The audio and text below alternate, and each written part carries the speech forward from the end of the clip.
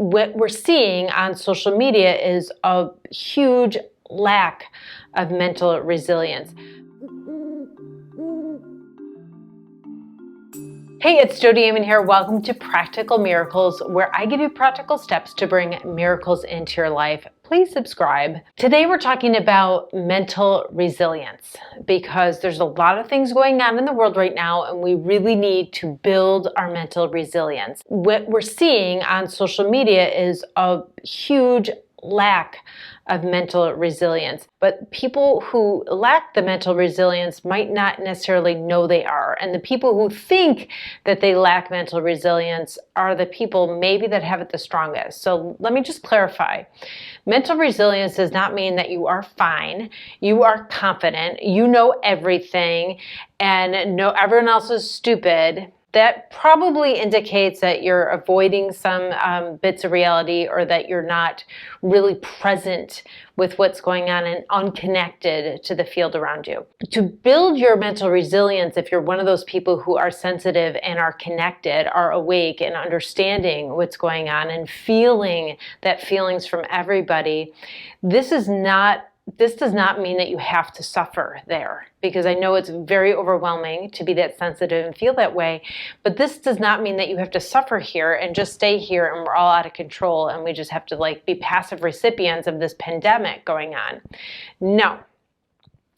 And what I mean is that if you're mental resilient, it does mean you allow all your feelings. You have compassion for those feelings instead of judging yourself, instead of thinking that you're crazy.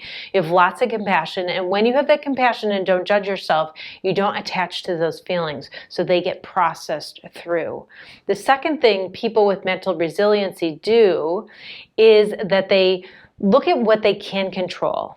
They look at creating their life within the restrictions that there are, and they find happiness, they find meaning, they find purpose within the restrictions.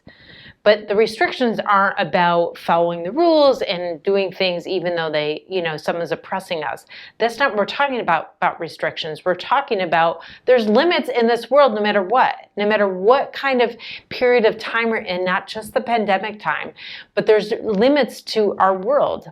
This world, our human world, our human body, we have limits to that. We can't run forever.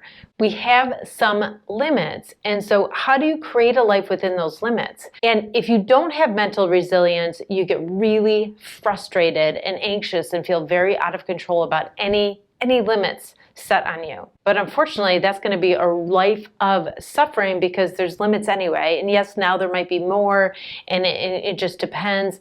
But when you look at all the limits that you have and feel really out of control, you forget that you still have some sovereign power, that you're an empowered problem solver in your life, that you have creativity, your brain is built to adapt to things and to create a new way of being within it.